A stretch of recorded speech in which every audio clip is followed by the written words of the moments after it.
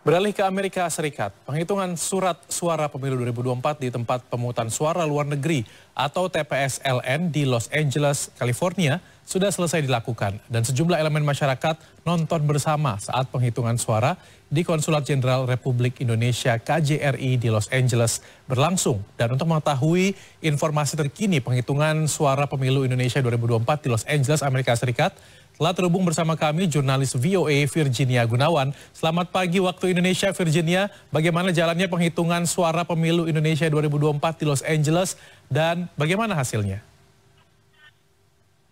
Ya, Rizky dan pemirsa CNN Indonesia, saat ini pukul 4 sore di Los Angeles, California, dan di belakang saya, ini akhirnya TPS 1 dari 3 TPS yang ada di Los Angeles ini selesai melakukan penghitungan surat suara untuk calon legislatif DPR Dapil 2 Jakarta yang memang masuk dalam pemilihan untuk pemilihan luar negeri juga. Nah, dari hasil belum direkapitulasi ya ini, jadi kami masih belum bisa melaporkan hasilnya. Namun sebelum makan siang tadi, sebelum pukul 12, telah terkumpul atau terrekapitulasi hasil dari penghitungan suara sementara di TPS luar negeri Los Angeles untuk pasangan presiden dan wakil presiden. Di TPS Los Angeles mendapatkan 148 suara, paslon nomor 2 mendapatkan 212 suara dan paslon 03 mendapat 239 suara. Jadi untuk sementara di hari pertama penghitungan suara,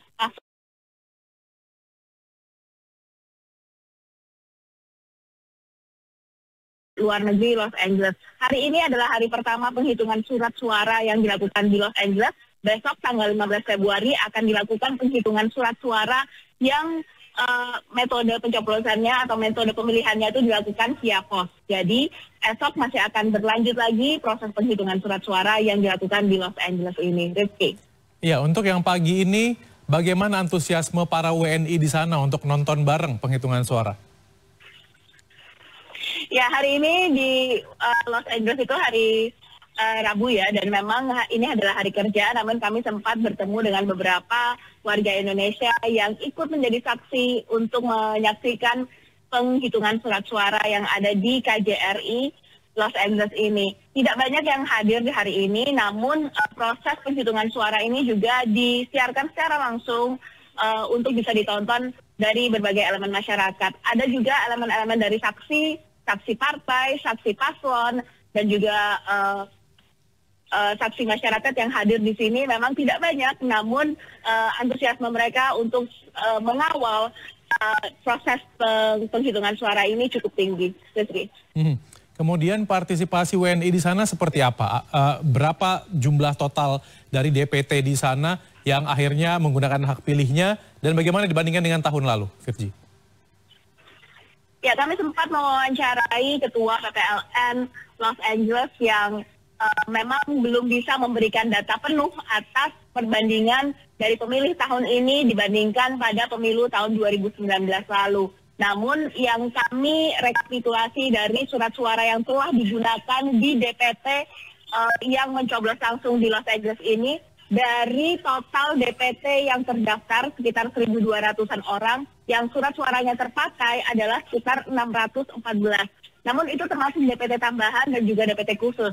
Sementara DPT yang terdaftar di DPT itu yang mencoblos hanya sekitar 244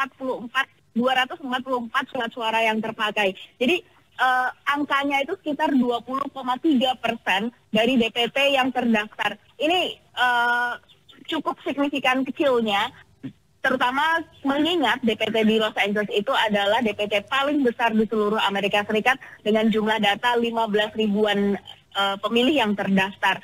Salah satu kendala atau tantangan yang disampaikan oleh beberapa saksi dari paslon dan juga dari Panwaslu menyatakan bahwa pemuktahiran data memang jadi salah satu tantangan dan keluhan yang paling banyak muncul, terutama ketika mereka berpindah domisili, lalu juga ada yang tidak melaporkan ketika mereka mengubah kewarganegaraan mereka. Itu salah satu yang menjadi kendala ketika melakukan pemuktahiran data di DPT-DPT di Amerika Serikat ini. Rizky.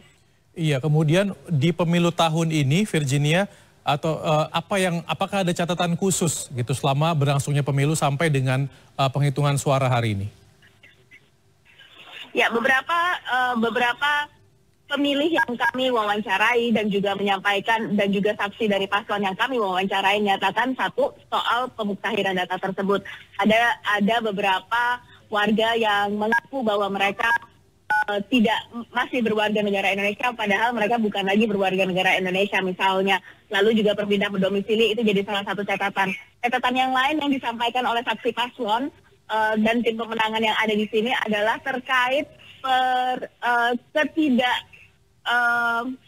ketidaktentuan dari peraturan yang disampaikan oleh KPU sehingga PPLN harus menentukan secara teknisnya mereka harus melakukan itu seperti apa tergantung dari kondisi masing-masing.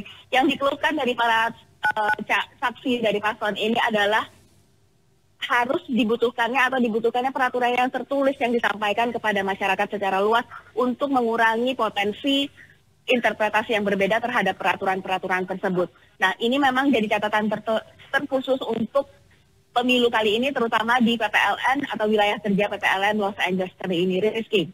Ya, dan kemudian Virginia terakhir singkat saja, apa sebenarnya harapan para WNI yang ada di Los Angeles terhadap pemilu tahun ini atau terhadap pemimpin baru kita nantinya?